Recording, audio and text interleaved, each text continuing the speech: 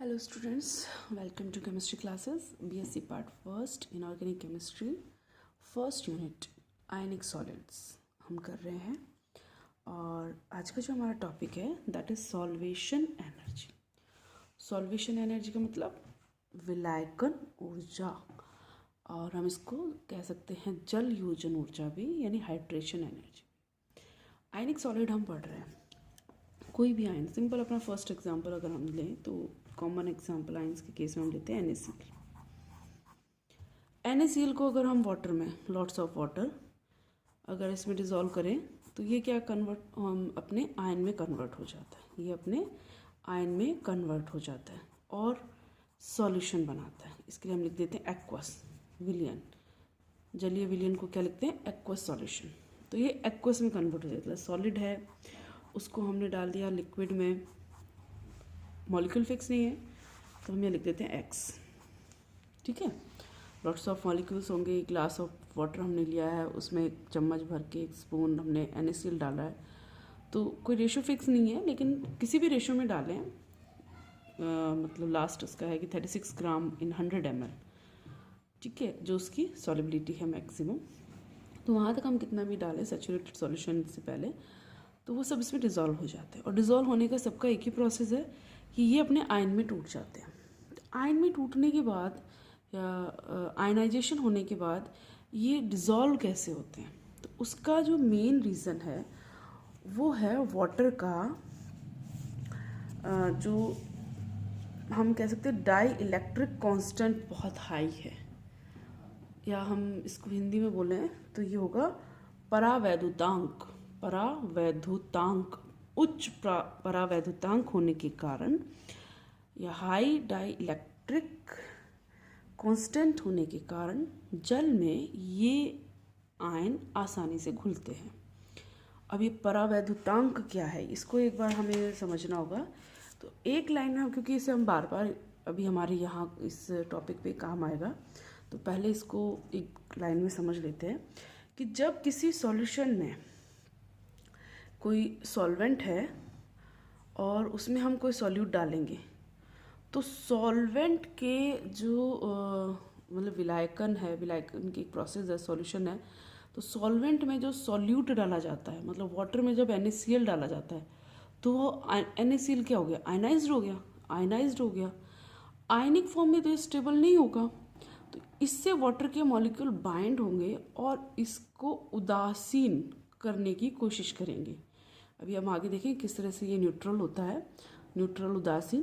तो वो जो प्रोसेस होगी उसमें कुछ पर्टिकुलर एनर्जी जो है वो रिलीज होगी, या एक मतलब इसकी प्रवृत्ति है कि कितने आयन इसके साथ बाइंड हो जाएंगे। वाटर के एक आयन, मतलब वाटर का एक मॉलिक्यूल्स जो है वो एक आयन के चारों तरफ इकट्ठे होके इस आयन के चार्ज को न्यूट्रल करने की कोशिश करेंगे, उसी को कहते हैं परावैद्युतांक। अब ये कैसे पॉसिबल है, आप कहोगे वाटर का मॉलिक्यूल तो एक आयनिक कंपाउंड है, सॉरी कोवेलेंट कंपाउंड है, और कोवेलेंट कंपाउंड कैसा है, उसमें कोई चार्ज नहीं होता। भी वाटर का मॉलिक्यूल हम सबको पता है, इसमें एक ऑक्सीजन और 2 हाइड्रोजन प्रेजेंट है।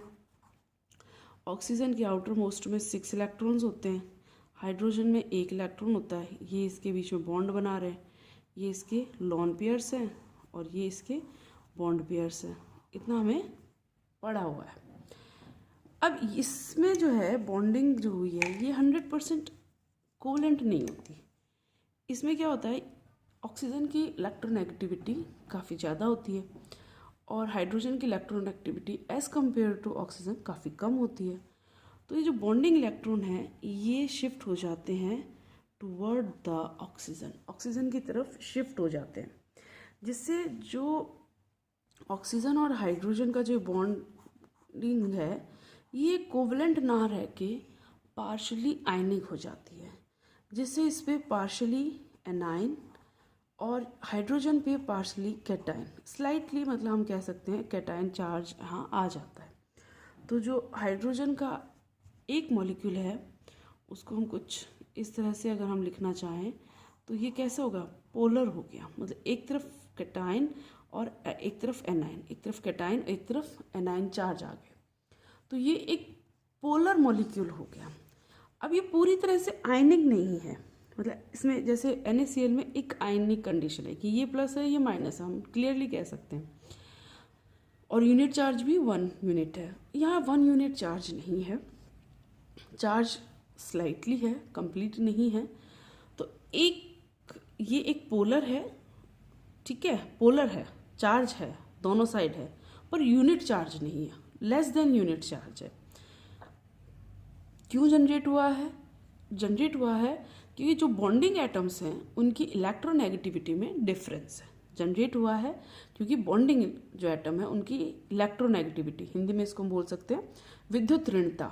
तो विद्युत ऋणताओं में अंतर के कारण जो बंधित इलेक्ट्रॉन्स हैं वो किसी एक तरफ शिफ्ट हो जाते हैं, जिस तरफ उनको ज़्यादा फोर्स ऑफ अट्रैक्शन फील होता है।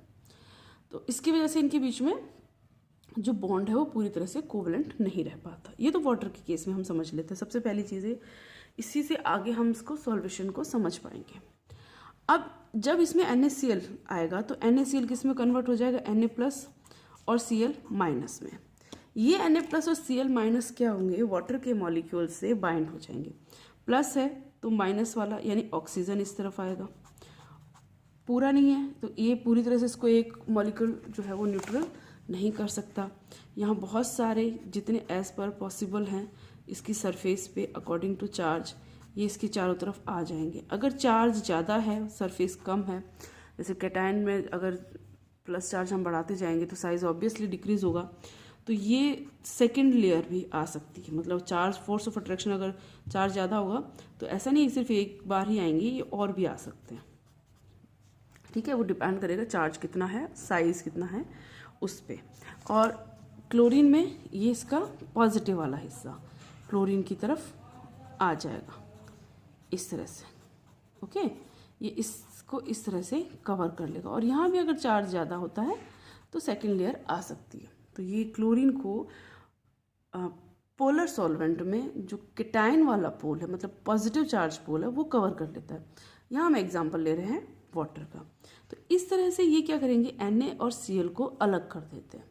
या आपने अगर एसिड बेस पढ़ा है जूनियर क्लासेस में, वहाँ भी आपने पढ़ा होगा कि हाइड्रोक्लोरिक एसिड जो है, HCl जो है, वो अगर प्योर फॉर्म में है तो वो गैस फॉर्म में बनाते हैं, उसको लैब में प्रिपेयर कर सकते हैं। सल्फ्यूरिक एसिड में some amount of sodium chloride अगर उसमें डालें तो हमें NaCl वहाँ मिल जाता है। और एकदम 100% ड्राई अगर हम उसको टेस्ट ट्यूब ले लें और मतलब कहीं भी वाटर की प्रेजेंस ना हो और लिटमस पेपर भी एकदम ड्राई है, तो लिटमस पेपर का कलर चेंज नहीं होता है, वो एसिडिक नेचर शो नहीं करता है। लेकिन अगर लिटमस पेपर को गीला कर लाएं तो वहाँ फिर वो कलर चेंज करता है और एसिडिक मतलब blue to red colour change आपको शो होता है। तो वाटर जो है ये इनको अलग करता है, आयंस को तोड़ने का काम करता है। और इस प्रोसेस को अब तोड़ के क्या करेगा, अपने अंदर घोल लेगा, डिजॉल्व कर लेगा। इसी को बोलते हैं सॉल्यूशन फॉर्मेशन और सॉल्वेशन। सॉल्वेशन, इसको क्या बोलेंगे, सॉल्वेशन। अब यहाँ पे क्या हो रहा है, एक लैटिस टूटेगा। NaCl किस में है, एक जालक में है, लैटिस में है। तो लैटिस बनाने में हमें पता है एनर्जी हमें मिली है क्योंकि स्टेबिलिटी की तरफ आया है। तो लैटिस तोड़ने के लिए भी हमें एनर्जी देनी पड़ेगी, ठीक है। लैटिस को अगर तोड़ना है तो हमें इसके लिए एनर्जी इसमें देनी होगी। तो किस तरह से एक लैटिस से को हम ब्रेक करके और उसको सॉल्वेंट में बदलते हैं और वहाँ कौन कौन सी चीज़ें हमारी फैक्टर जो है इम्पॉर्टेंट है। तो पहले तो दो चीज़ें आप क्लियर कर लो। एक, सॉल्वेशन किसे कहते हैं। सॉल्वेशन एनर्जी, जो एनर्जी हम देंगे किसके लिए, मतलब जो एनर्जी आएगी हमें यहाँ पे रिलीज करेगी। सॉल्वेशन का मतलब वाटर में या किसी भी सॉल्यूशन में डिजॉल्व होना, ठीक है। या हाइड्रेशन हम यूज़ कर सकते हैं अगर हम वाटर ले रहे हैं, तो सॉल्वेशन की जगह हम हाइड्रेशन यूज़ कर सकते हैं जब हम वाटर ले रहे हैं। तो इस तरह से कवर करना वाटर के मॉलिक्यूल्स को आयन का और फिर उनको सेपरेट करना हाइड्रेशन कहलाता है, सॉल्वेशन कहलाता है। यहाँ तक क्लियर है। अब इसकी एनर्जी की बात करते हैं। देखो, जब हमने Na+Cl से गैस, सॉलिड, और ये 2 गैस, इससे हमने क्या बनाया था, NaCl बनाया था। और इसके लिए हमने क्या पढ़ा था लास्ट क्लास में, लैटिस एनर्जी निकलती है। बॉर्न हाइपर साइकिल हमने पढ़ी थी जिसमें लैटिस एनर्जी का कैलकुलेशन वगैरह हमने पढ़ा था। तो अब हम क्या कह रहे हैं कि इस प्रोसेस में हमने इसको किस में कन्वर्ट किया था, इसको Na गैस मतलब एटॉमिक स्टेट में लाए थे, एटॉमिक, और इसे भी यहाँ से यहाँ सब्लिमेशन किया था, यहाँ हम इसको डिसोशिएट कर रहे थे, Na+ बनाया, यहाँ Cl- बनाया, और फिर हमने इनको ऐड करके यहाँ पहुँचे। तो इसमें हमें लैटिस एनर्जी मिली थी। ठीक है, ये जो लैटिस एनर्जी थी उसका अमाउंट इतना होना चाहिए कि ये जो हमारी आयनाइजेशन है या इसका क्लोरीन का जो चार्ज हम इसको दे रहे हैं, तो वो सारी जो इलेक्ट्रोलिसिस बोल सकते हैं, तो वो इनमें सबका जो है टोटल हमने ये किया कि जो लैटिस एनर्जी है, जो भी पूरी प्रोसेस होगी उसमें जो एनर्जी होगी, डेल H ऑफ फॉर्मेशन हमने कैलकुलेट किया। तो उसके लिए क्या वैल्यू थी, -U - E + S + I + D, half कर लेते हैं। ठीक है, तो इन सब की वैल्यू हमारी ओवरऑल नेगेटिव में आनी चाहिए। ये हमने कैलकुलेट कर रखा, मतलब इतनी चीज़ हमें समझ में आ रखी है। हमने ये थोड़ा सा ब्रीफ में इसलिए बताया क्योंकि अब आगे इससे को हम कोरिलेट कर पाएंगे। अब यहाँ जो एनर्जी हमें मिली है वो क्या है, स्टेबिलिटी की तरफ हमें बताती है कि ये स्टेबल है, इसका फॉर्मेशन पॉसिबल है। अब उतनी ही एनर्जी हमें फिर से इसको देनी पड़ेगी, कब, क्योंकि अब हमें इसको आयन में कन्वर्ट करना है, तो इतनी एनर्जी हमें देनी होगी। तो अगर जब हम सॉल्यूशन बना रहे हैं तो इतनी एनर्जी अगर रिलीज हो रही है तो ही सॉल्यूशन बनेगा। मतलब आयन को जब मतलब एक सॉलिड स्टेट से हम इसको किस में कन्वर्ट कर रहे हैं, आयन में। ठीक है, किसके थ्रू कर रहे हैं, हाइड्रेशन के, सपोज वाटर ले लेते हैं, हाइड्रेशन के थ्रू। तो इस हाइड्रेशन के प्रोसेस में हमें इतना अमाउंट ऑफ एनर्जी मिलनी चाहिए कि हम इस लैटिस को तोड़ पाएँ, इस जालक को, जो मतलब एक पर्टिकुलर जाल की अवस्था इसकी है जिसके अंदर ये इस तरह से बाइंड है, एक जो कैटायन है वो 6 एनायन से इस तरह से बाइंड है। तो इन सारे बॉन्ड को ब्रेक करने लायक एनर्जी हमें मिलनी चाहिए। इन सारे, जैसे एक जालक में प्रेजेंट है, ये तो इस तरह से बंधा हुआ है 6 तरफ से, क्लोरीन है तो वो 6 सोडियम से इस तरह से बाइंड है, तो वो सब अगर ब्रेक नहीं होंगे तो हम इसको सेपरेट नहीं कर सकते। तो इतनी एनर्जी हमारी इस हाइड्रेशन से निकलनी चाहिए, इसके आयनाइजेशन में, मतलब इसको रिवर्स प्रोसेस में निकलनी चाहिए, जितनी कि लैटिस एनर्जी के बराबर ये हो जाए। ठीक है, तो वो जो एनर्जी है वो कहलाती है सॉल्वेशन एनर्जी।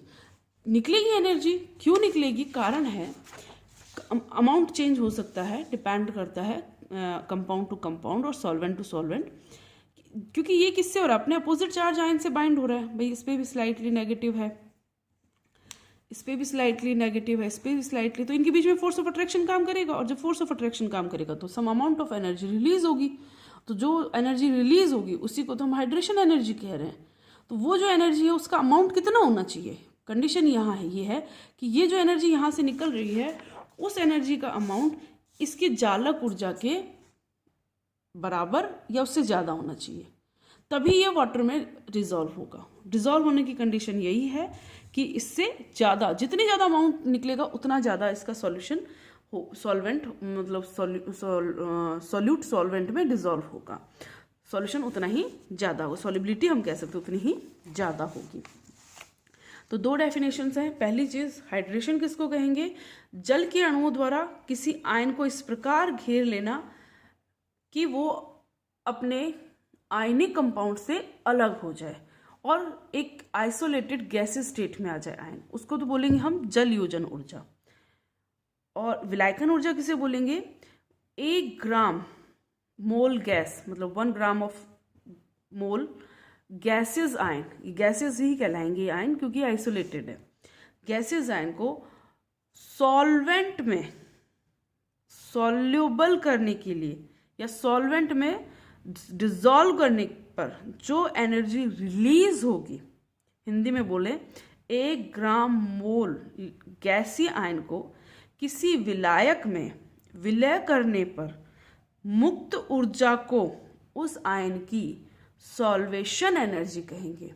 1 ग्राम मोल गैसीय आयन को आप किसी सॉल्वेंट में डिजॉल्व करो तो उसमें जो एनर्जी रिलीज होगी हमें मिलेगी, that is called as a solvation energy.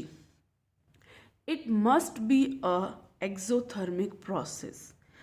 कोई भी कंपाउंड कितना इजीली डिसॉल्व करेगा वो डिपेंड करेगा कि वो कितनी हीट रिलीज कर रहा है। तो रिलीज अगर एनर्जी हो रही है तो वो एक एक्सोथर्मिक प्रोसेस कहलाएगी। यहाँ तक क्लियर है। नेक्स्ट है आयन के केस में।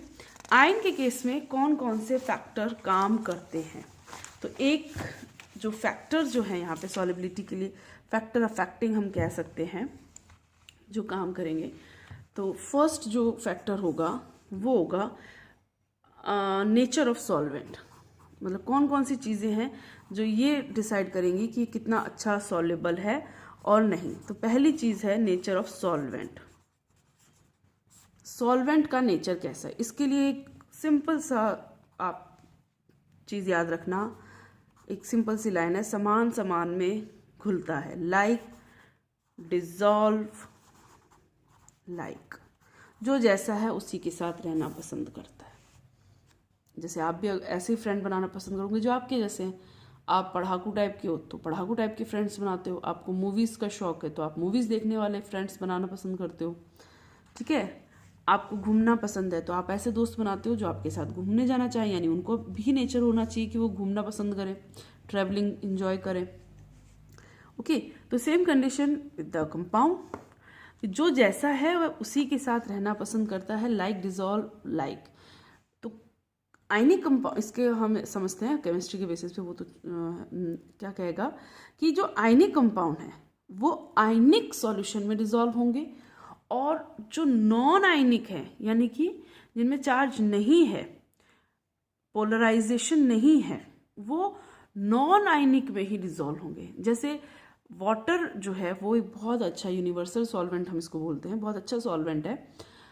लेकिन इसमें अगर आप स्टार्च को घोलना चाहो तो स्टार्च डिजॉल्व नहीं होता। ठीक है। और ऑर्गेनिक कंपाउंड, जैसे कि अगर बड़े ऑर्गेनिक कंपाउंड आप ले लो तो वो उसमें डिजॉल्व नहीं होंगे। ऑर्गेनिक कंपाउंड अगर की बात करें तो छोटे ऑर्गेनिक कंपाउंड फिर भी एक बार को इन सम अमाउंट डिजॉल्व हो जाएंगे। लेकिन अगर बड़ा साइज है, जैसे अगर बेंजीन को अगर आप डिजॉल्व करना चाहो तो बेंजीन जो है डिजॉल्व नहीं होता। ऑयल है वाटर में डिजॉल्व नहीं होता है। ठीक है। तो वो क्यों नहीं डिजॉल्व होती? क्योंकि उनमें कोवलेंट बॉन्ड है, उनमें पोलराइजेशन नहीं है। और वाटर में भी कोवलेंट बॉन्ड है, लेकिन वो कैसा है, आयनिक करेक्टर का हो जाता है, क्योंकि उसमें पोलराइजेशन है। अलग अलग जो इलेक्ट्रो नेगेटिविटी वाले एटम बाइंड है, तो इसमें आयनिक कंपाउंड जो हैं वो डिजॉल्व होंगे। पहली चीज़ तो ये है। अच्छा, इसमें एक आपका फॉर्मूला भी आप कई बार अगर आप इसको रिप्रेजेंट करना चाहो तो ये हाइड्रेशन, एंथैल्पी ऑफ हाइड्रेशन कह सकते हो, या इसको हम कह सकते हैं सॉल्वेशन एनर्जी। एनर्जी रिलीज जो होगी सॉल्यूशन में, उसकी वैल्यू डिपेंड करती है Z plus Z minus E। ये 1 और 2 है, जो भी आपके एटम्स आयन आप ले रहे हो उनके बेसिस पे, और चार्ज ये आपकी है रेडियस जो है, मतलब R नोट जो है वो R प्लस R माइनस का टोटल है, मतलब radius of cation plus radius of anion. 1 minus 1 upon नीटा, ये है आपका परावैद्युतांक, डाई इलेक्ट्रिक कांस्टेंट। इसकी वैल्यू अगर आप इंक्रीज करोगे तो इसकी वैल्यू इंक्रीज होगी। कैसे? मतलब वो तो सिंपल फॉर्मूले से आपको पता ही चल रहा है कि ये अगर बड़ा होगा तो ये अमाउंट छोटा हो जाएगा, ये अमाउंट छोटा होगा तो 1 में से माइनस कम अमाउंट होगा, और माइनस में कम होगा तो इससे मल्टीप्लाई उतनी ही बड़ी वैल्यू होगी। मतलब ये अगर छोटा हो जाएगा तो इस वाले यूनिट का जो है वैल्यू कम हो जाएगी, जितना बड़ा होगा इसकी वैल्यू उतनी कम होगी। तो 1 में से उतना ही वैल्यू कम माइनस करेंगे तो हमें उतना बड़ा अमाउंट या उतनी बड़ी वैल्यू मिलेगी जो उससे मल्टीप्लाई करेगी। तो इसकी वैल्यू अगर इंक्रीज होगी तो सॉल्वेशन एनर्जी भी इंक्रीज होगी, यानी कि डाइइलेक्ट्रिक कांस्टेंट अगर इंक्रीज होगा तो सॉल्वेशन एनर्जी भी इंक्रीज होगी। और डाइइलेक्ट्रिक कांस्टेंट क्या है? किसी भी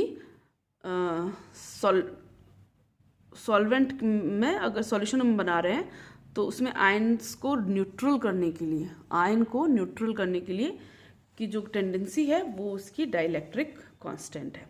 तो पहली चीज़ तो ये हो गई। सेकंड जो इसको अफेक्ट करेगी that is the ionic charge. भाई जितना ज़्यादा चार्ज होगा उतने ज़्यादा अपोजिट चार्ज वाले पार्टिकल्स को अट्रैक्ट करने की टेंडेंसी होगी। तो जितना ज़्यादा आयंस पे चार्ज होगा उतना ही ज़्यादा वो वाटर के मॉलिक्यूल का अपोजिट पार्ट, अगर एल्यूमिनियम क्लोराइड है तो ये उतने ही ज़्यादा ऑक्सीजन्स को, वाटर के ऑक्सीजन वाले साइड को अपनी तरफ अट्रैक्ट करेगा और उतनी ही ज़्यादा इसकी सॉल्वेशन जो एनर्जी है वो रिलीज होगी, तो उतनी ज़्यादा इसकी सॉलिबिलिटी हो जाएगी। ठीक है। और एनाइन के केस में भी सेम, एनाइन जो है वो जितना ज़्यादा चार्ज जो होगा उतने ही ज़्यादा अपोजिट चार्ज यानी हाइड्रोजन साइड को अपनी तरफ अट्रैक्ट करेगा। तो force of attraction between the solvent and solute increase हो जाएगा। सॉल्वेंट हम यहाँ वाटर ले रहे हैं, सॉल्यूट जो आप चार्ज वाला कैटायन एनाइन सॉल्यूशन में डाल रहे हो, तो इनके बीच में फोर्स ऑफ अट्रैक्शन बढ़ने के कारण सॉलिबिलिटी जो है वो इंक्रीज हो जाती है। Third is the ionic size. Ionic size जो है अगर हम इसको देखें तो लैटिस जब हम बनाते हैं तो लैटिस की जो फॉर्मेशन है उसमें जो आपका आयनिक साइज है वो इस तरह से इफेक्ट करता है, R plus plus R minus, directly proportional to R plus plus R minus, ये माइनस। अब देखो इसमें अगर आपका R माइनस बड़ा होगा, R प्लस की वैल्यू तो वैसे ही कम होती है, आपको पता है। कैटाइन की जो किसी भी का एटम का अगर आप कैटाइन बनाते हो तो उसका साइज डिक्रीज हो जाता है, तो साइज किसका इफेक्ट करेगा, एनाइन का।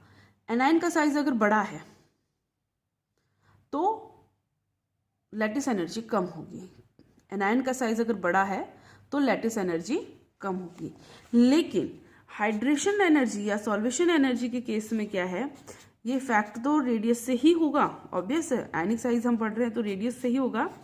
लेकिन अब इसका जो फॉर्मूला होगा वो ये होगा, इसमें इस वाली वैल्यू को हम निग्लिजिबल मान सकते हैं। क्यों निग्लिजिबल मान सकते हैं, क्योंकि ये बड़ी साइज है, बड़ा अमाउंट है, 1 में से डिवाइड करने के बाद और छोटा अमाउंट मिलेगा, बट इसको हम इंपॉर्टेंस देंगे। यहाँ किसको इंपॉर्टेंस दे रहे थे, एनाइन की रेडियस को, यहाँ किसको इंपॉर्टेंस देंगे, कैटाइन की रेडियस को। तो कैटाइन की रेडियस अगर छोटी है, मतलब चार्ज ज़्यादा है, और कैटाइन का रेडियस छोटा है, तो सॉल्वेशन जो है वो ईजिली होगा और आसानी से डिसॉल्व हो जाएगा। जैसे अगर हम लिथियम फ्लोराइड को लें,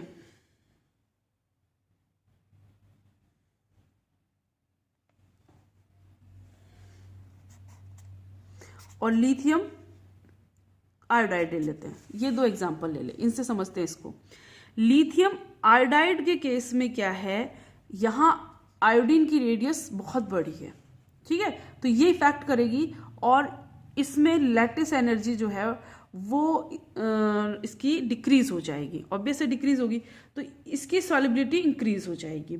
लेकिन यहाँ पे इसकी साइज बड़ा छोटा है, यहाँ इसका साइज छोटा है, तो ये जो है वाटर में कम डिसॉल्व होगा, तो एनाइन का साइज इस केस में यहाँ काम करेगा।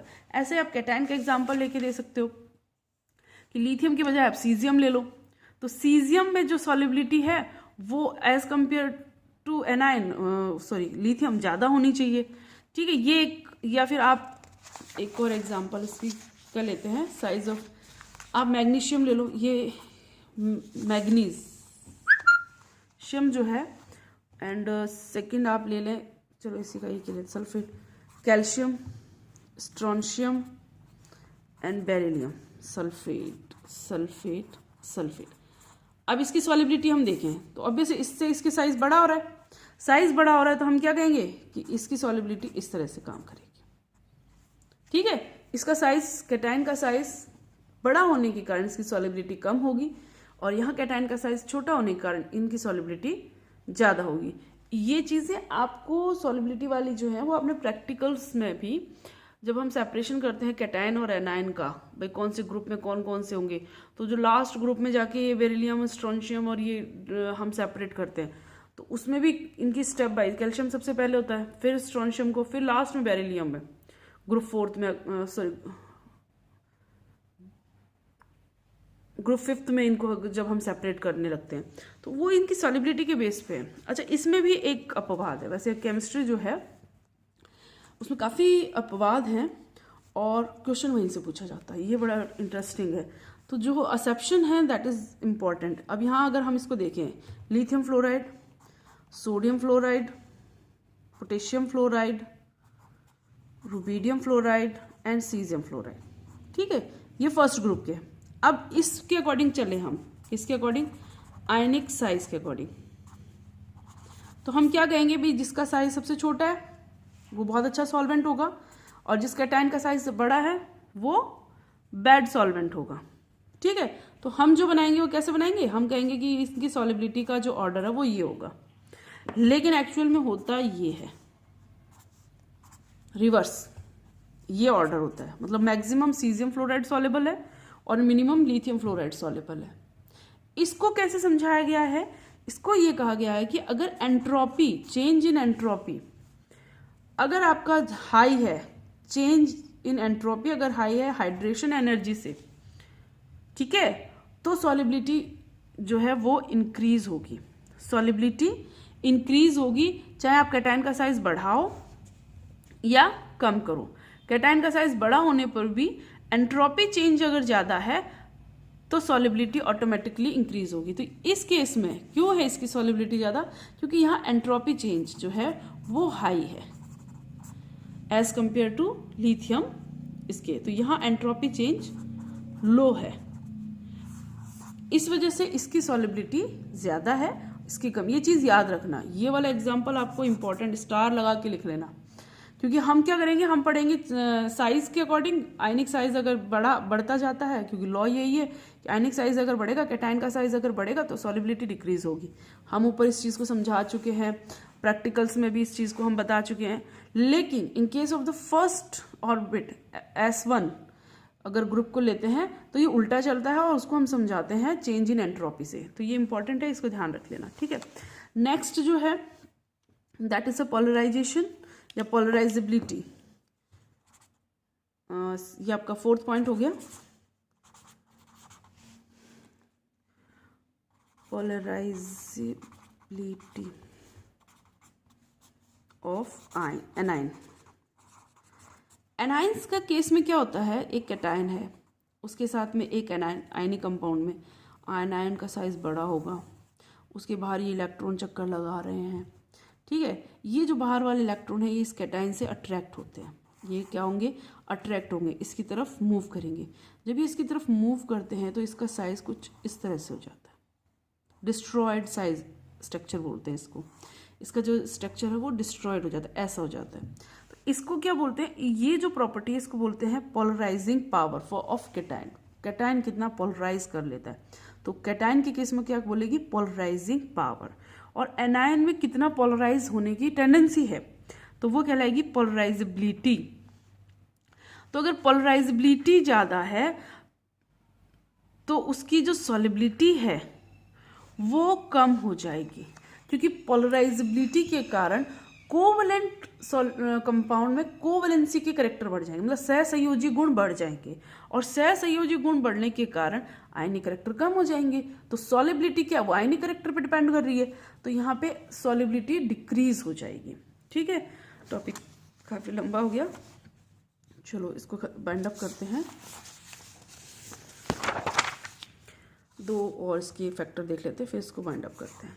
नेक्स्ट है electronic configuration of cation. Cation में क्या होता है कि हम जैसे NaCl का देखें तो वो एक इलेक्ट्रॉन डोनेट कर देता है, तो उसको इलेक्ट्रॉनिक कॉन्फ़िगरेशन क्या मिलता है, 2-8। उसको इलेक्ट्रॉनिक कॉन्फ़िगरेशन क्या मिल जाता है, 2-8।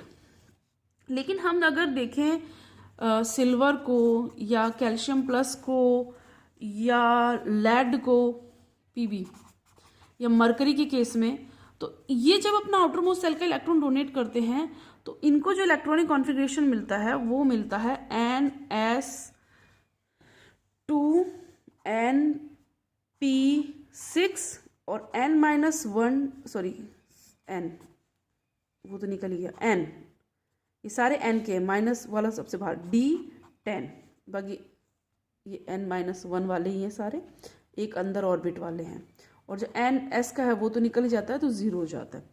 ये इलेक्ट्रॉनिक कॉन्फ़िगरेशन है। देखा जाए तो इसके अंदर सभी ऑर्बिट फिल है, लेकिन एक ऐसा इलेक्ट्रॉनिक कॉन्फ़िगरेशन है pseudo noble gas electronic configuration. ये स्टेबल है, यानी कि Nobel gas electronic configuration, octant complete है। तो यहाँ पे आपको जो इलेक्ट्रॉनिक कॉन्फ़िगरेशन इस टाइप के होंगे, मतलब outer most shell is completely filled with 8 electron. अगर 8 इलेक्ट्रॉन से फिल, आप इस चीज़ को याद रखना, 8 इलेक्ट्रॉन से फिल है तो वो वाटर में ज़्यादा सॉल्युबल होंगे as compare to pseudo noble gas electronic configuration के।